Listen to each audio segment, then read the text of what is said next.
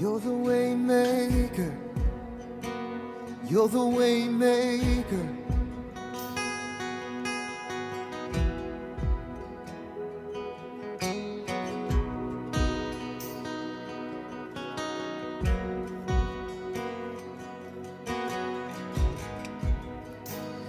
You are here, you're moving in our midst. As I worship you, I worship you. As you are here, you're working in this place. I worship you, I worship you. You are here, you're moving in our midst. I worship you, I worship you. You are here, working in this place. I worship you, I worship you. 'Cause you are waymaker, miracle worker, promise keeper, light in the darkness. My God, that is who you are. 'Cause you are waymaker, miracle worker, promise keeper, light in the darkness. My God, that is who you are. You are here, healing every heart. I worship you, I worship you. You are here, touching every heart. I worship you, I worship you. You are here, turning lives around. I worship you, I worship you. 'Cause you are here, mending every heart. I worship you, oh, I worship you. 'Cause you are waymaker, miracle worker, promise keeper, light in the darkness. My God, that is who you are. You are waymaker, miracle worker, promise keeper, light in the darkness. My God, that is who you are. Yeah, you are waymaker, miracle worker, promise keeper, light in the darkness. My God, that is who you are. Oh, you are waymaker, miracle worker, promise keeper, light in the darkness. My God, that is who you are. That is who you are. That is who you are. That is who you are. That is who you are. That is who you are. That is who you are. That is who you are. That is who you are. You are waymaker, miracle worker, promise keeper, light in the darkness. My God, that is who you are. You are waymaker, miracle worker, promise keeper, light in the darkness. My God, that is who you are. Even when I don't see it, you're working. Even when I don't feel it, you're working. Never stop working. Never stop working. Even when I don't see it, you're working. Even when I don't feel it, you're working. Never stop never stop working. Never stop, never stop working. Even when I don't see it, you're working.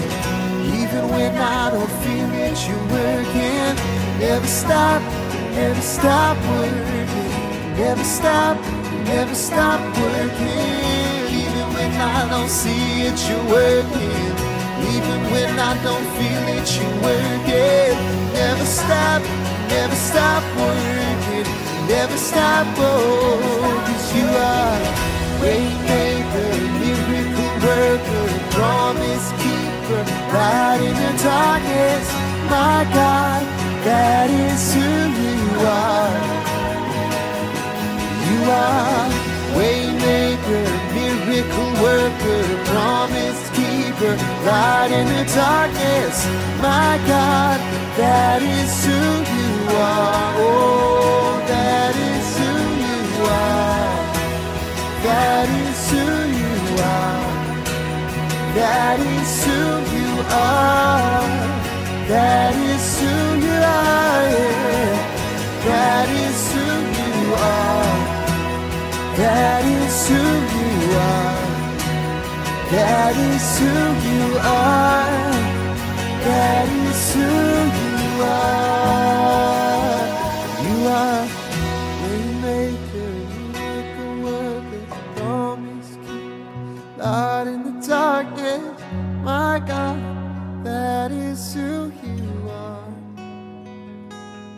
So you are waymaker, miracle worker, promise keeper, light in the darkness. My God, that is who you are. Hey everyone, Pastor James here, coming at you on a lovely Saturday morning here in Washington. I'm excited to bring to you guys today's word. It's one of the few kings in the Bible after David and Solomon that actually was doing well in the sight of the Lord. There's a ton of people that didn't do well, and this happens to be one of the good ones. And so if you don't know who I am, I'm the campus pastor at the Lake Stevens campus, and I'm excited to give you what I think God is trying to speak to us through the Word, at least through me in this moment for you today.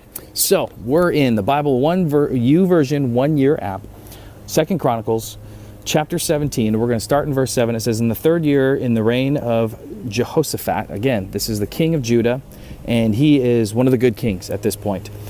He sent his officials to teach in all the towns of Judah. These officials included Ben-Hail, Obadiah, Zechariah, Nathaniel, and Micaiah. He sent Levites among them, including Shemaiah, Nathan, a couple other people I can't pronounce. He also sent the priests of Elishama and Jehoram. They took copies of the book of the law of the Lord and traveled around through the towns of Judah, teaching the people. Then the fear of the Lord fell over all the surrounding kingdoms so that none of them wanted to declare war on Jehoshaphat. So he was basically reminding them who God was. Right before him, he followed a bunch of other kings that weren't doing super good, like Asa and some of the guys before him, his dad. And I mean, Asa didn't do terrible. Abijah did okay. And so there's a lot of unrest. Ahab's a terrible king. He's the king of Israel right now.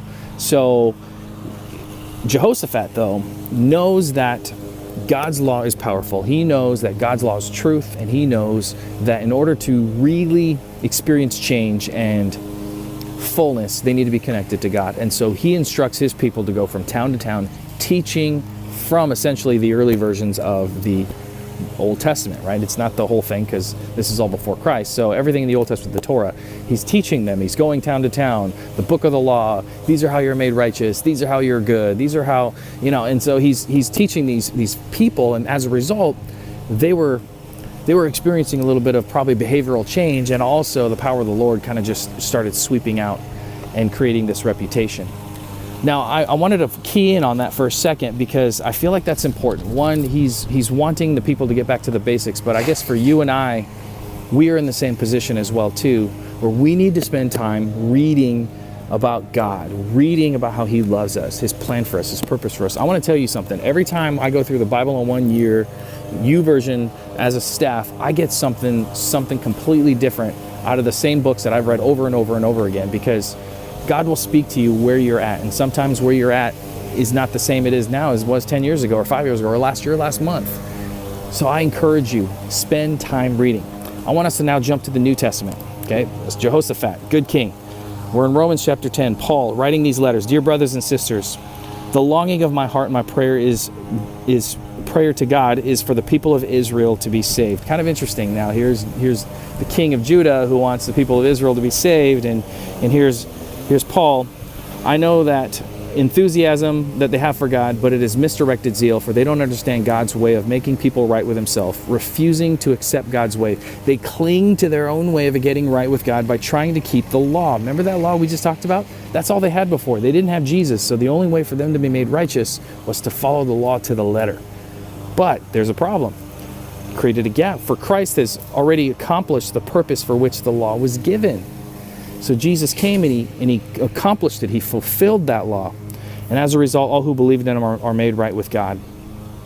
And if you go down to verse 9, this is the how. If you openly declare that Jesus is Lord and believe in your heart that God raised him from the dead, you will be saved. For it is by believing in your heart that you are made right with God, and it is by openly declaring your faith that you are saved. The law. That was the only way to be righteous back in the Old Testament, back in Jehoshaphat's time. But then Jesus came and he fulfilled the law. He made it so that we didn't have to be perfect to be connected to God. None of us are perfect. The Bible says there is no righteous person. There's no perfect person, not even one. Which means that you and I, if we didn't have Jesus, we would fall short every single time. And as I read through this, I can't stress the importance of spending time with God, getting to know him for yourself, getting to know why he wrote these things, getting to know what he's trying to say to you, what he's trying to say for your family, your marriage, your job places. These are all important things. And the more you dive into your relationship with God, the richer everything becomes, the fuller questions come up, but then also answers come up. And so I can't stress how important this is. And Paul saw the importance of that as well too. He would go from town to town, just like Jehoshaphat was doing to teach the law. Paul was going from town to town, city to city, country to country, teaching about the freedom that comes with Christ, that you and I can experience by just believing and saying, I am a follower of Christ. So my encouragement to you today is just spend a few moments after we're done, maybe read through this a little bit more, a little bit slower this time. If you haven't read it at all yet, read through our Bible in 1 Year YouVersion app reading for the day and just spend time asking God, what is it that you want to say to me in this moment? And see what he says. And just spend some time in silence thinking about that and thinking about how God might use you today because of the truth that's in your heart. I want to thank you guys. I appreciate you. Enjoy this amazing Saturday, beautiful weather, and I'll see you guys next time.